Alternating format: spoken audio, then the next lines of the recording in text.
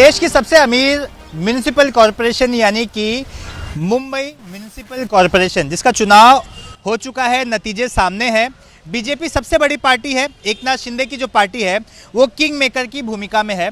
इसके बावजूद दोनों की युति है, इसके बावजूद होटल पॉलिटिक्स क्यों शुरू है? मेरे साथ सूरज सावंत हैं जो एकनाथ शिंदे की पार्टी को बड़ी करीबी से कवर करते हैं, उनसे हम जानेंगे। भाई, जब दोनों युति में हैं, साथ में हैं, गठबंधन है, तो ये होटल पॉलिटिक्स किससे डर रहे हैं एकनाथ शिंदे? देखो, मुंबई एक सोने की चिड़िया है और ये चिड़िया यानी कि बीएमसी महानगर पालिका, ये बीएमसी में सत्ता राज सबको चाहिए होता है। आज तक 25 साल हो गए जिसको शिवसेना ने अपने हाथों में रखा था, जो भी फिलहाल यूबीटी है। ओके। और अभी स्प्लिट के बाद एकनाथ शिंदे जी का गुट जिस तरीके से उन्होंने परफॉर्मेंस किया है, हालांकि उनका परफॉर्मेंस बहुत कम रहा, पर जितने भी चुन के आए हुए सीट्स है वो अगर देखा जाए तो जो मैजिक फिगर है 114, ये मैजिक फिगर चाहिए। इसके लिए एकनाथ शिंदे जी की जो संख्या है 29, ये बहुत इंपॉर्टेंट है। अगर बीजेपी का देखा जाए तो उनको 100% बहुमत उसमें नहीं मिला है, तो इसीलिए जो 29 सीट्स मतलब बीजेपी को 25 और पार्षद की आवश्यकता है, जो और कि इनके पास 29 पार्षद हैं। अगर दोनों मिल जाते हैं तो सरकार, मतलब मेयर ये बैठा सकते हैं। तो आखिर पेज क्या फंसा है? जब गठबंधन है तो बैठ जाइए साथ में, बात खत्म। देखो, इसमें ना हर एक जन या हर एक ये ग्राउंड लेवल का जो इलेक्शन होता है, इसमें हर कोई किसी के साथ भी जा सकता है, ये डर एक मन में रहता है।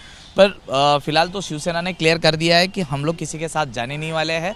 फिर ये होटल पॉलिटिक्स क्यों कर रहे हैं, तो इसके लिए ये जानना जरूरी है। एक तो मेयर हमारा बेटे, या तो आधा आधा हम लोग करके ले, मतलब 2.5 साल या हमें 1 साल दो या हमें 1.5 साल दो, या अगर आप मेयर का जो पोस्ट है वो नहीं दे सकते तो कुछ ऐसी कमिटियां हैं जो स्टैंडिंग कमेटी है या हेल्थ कमेटी है, जिसके ऊपर हमारा भी रिप्रेजेंटेटिव वहां पर बैठे। इसके लिए ये बार्गेनिंग पावर ये बढ़ाने की जो कोशिश हो, ये शिंदे गुट से हो रही है।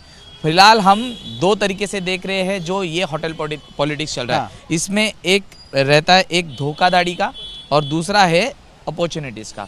तो अपॉर्चुनिटीज के बारे में हम लोग जानेंगे। तो एकनाथ शिंदे जी का जो तख्ता है वो अभी फिलहाल भारी लग रहा है, जितने भी मतलब संख्या भी कम है पर उनका तख्ता अभी भारी है, क्योंकि मैजिक फिगर अगर उनको चाहिए तो हमारे साथ में चाहिए।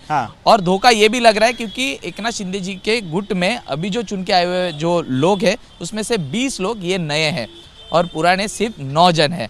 तो ये जो 20 लोग हैं इनको इतना पॉलिटिक्स ज्यादा पता नहीं होगा या फिर ऐसा कहा जा रहा है। ऐसा कहा जा रहा है। ये भी थियरी सामने आ रही है कि शिंदे के कुछ पार्षद हैं जो उद्धव ठाकरे के संपर्क में हैं और जा सकते हैं, ये भी डर है। तो वो क्या डर है, वो क्या बातें चल रही हैं? जरूर कि उद्धव ठाकरे जी को भी अपने हाथ से मुंबई महानगर पालिका ये बीएमसी जाने देना नहीं है, इसीलिए वो साथ में कांग्रेस को ले सकते हैं, एमआईएम को साथ में ले सकते हैं या एसपी को भी साथ में ले सकते हैं। जैसे कि छोड़ दिया जाए, बाकी सब साथ में आते तो मेयर बना सकते हैं। जैसे कि उन्होंने एक महाविकास आघाड़ी को एक प्रयोग किया था महाराष्ट्र में, जो कि इतना सक्सेसफुली नहीं हुआ, पर वो लोकसभा में सक्सेसफुली हुआ। तो उद्धव जी जो ट्रैक पर है वो सही लग रहा है उनको, वो साथ में भी आएंगे। फिर भी 107 का आंकड़ा हो रहा है, तो 7 लोग कम गिर रहे हैं। तो अगर 7 लोग शिंदे गुट से आए तो मेजोरिटी बन सकती है। इसीलिए जो मतलब एक डर है, उस डर के चलते ये होटल पॉलिटिक्स की जा रही है। लेकिन देखिए, बीजेपी ये साफ कर चुकी है कि हॉर्स ट्रेडिंग नहीं होगी, हम एक दूसरे के संपर्क में हैं, हमारे में अच्छा कोऑर्डिनेशन है।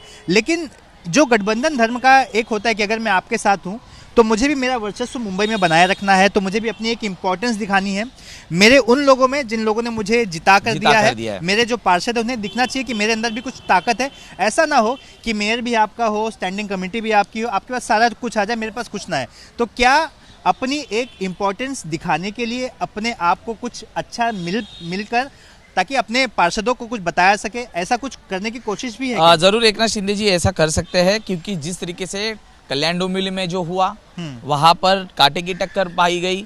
फिर मीरा भाईंदर जो महानगर पालिका है वहां पर भी हुई, ठाणा, अंबरनाथ, ये चारों जगह जो माने जाते हैं वो एकनाथ शिंदे का गढ़ माना जाता है, जो कि उसको बोलते हैं कि एकनाथ शिंदे का वो नाक है, और वही नाक में दम करके रखा था बीजेपी ने।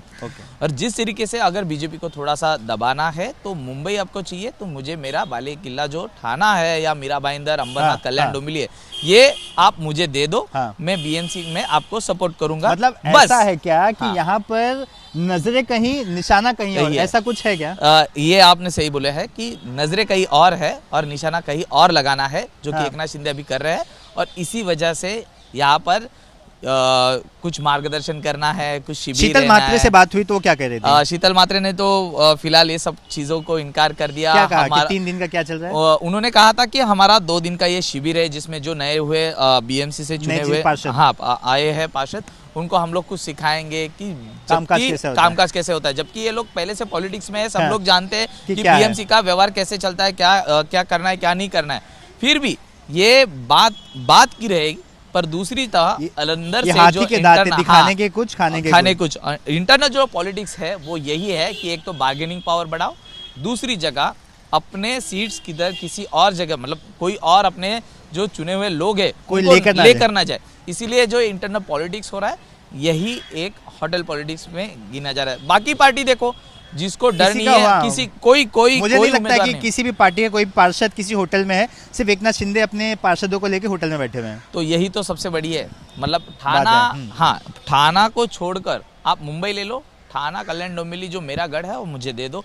इसी बात को लेकर अगर ये हो रहा है तो सच में ये बड़ी बात होगी। अभी सीएम साहब मतलब आज अपनी इंपॉर्टेंस दिखाने के लिए एकनाथ शिंदे अपने पार्षदों को लेकर होटल में बैठे हैं। देखिए, इसी विषय पर देवेंद्र फडणवीस से भी बातचीत हुई तो उनका साफ तौर पे ये कहना है कि गठबंधन बहुत ही बढ़िया से चल रहा है, हर कोई एक दूसरे की बातों को, भावनाओं को समझ रहा है। हालांकि देवेंद्र फडणवीस फिलहाल विदेश गए हैं, डावोस गए हैं। जाते उन्होंने एक बात भी कही थी कि इस चीज का जो मेयर बैठेगा उसके बारे में हम 2 पक्ष के जो बड़े नेता है बैठ के बात करेंगे। फडणवीस, एकनाथ शिंदे, बैठ के बात करेंगे। तो बात करेंगे का मतलब ही बार्गेनिंग पावर का हो रहा है कि मेयर कौन बैठेगा, कितने टाइम तक बैठेगा, या तो अगर हमारा मेयर रहेगा तो आपके पास कौन सी कमिटियां रहेंगी, इसके ऊपर बार्गेनिंग होगी। सूरज, मैं समझना चाहूँगा कि अगर बार्गेनिंग होती है तो मुंबई को लेकर क्या कुछ समीकरण बनाए जा सकते हैं? जैसे कि उदाहरण के तौर पर 2.5 साल का मेयर शिवसेना का हो, 2.5 साल का मेयर बीजेपी का हो, इसके अलावा और क्या क्या ऑप्शंस सामने रखे जा सकते हैं? सूत्र क्या बताते हैं? जैसे देखा जाए तो अभी बाला साहब ठाकरे जी का शतक पूर्व जन्मोत्सव रहेगा, तो उसके बारे में शिवसेना फोकस कर रही है कि मेयर हमारा रहे, फिर वो 1 साल का हो, 1.5 साल का हो या 2 साल का हो। ये एक थियरी है, ये थियरी बताई जा रही है। सेकेंड थियरी ये भी बताई जा रही है कि अगर आपका मेयर होगा तो हमारा स्थायी समिति का जो स्टैंडिंग कमेटी का जो चेयरमैन होगा वो हमारा होगा, और इसके साथ कुछ 2-3 समितियां हैं उसके ऊपर हमारे लोग रहेंगे।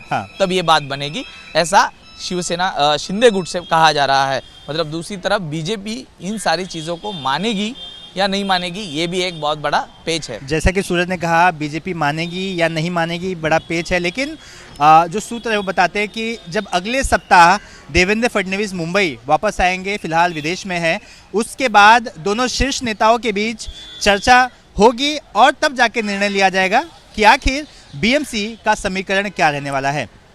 कैमरा पर्सन कृष्ण खापरे के साथ सूरज ओझा, एबीपी न्यूज़, मुंबई।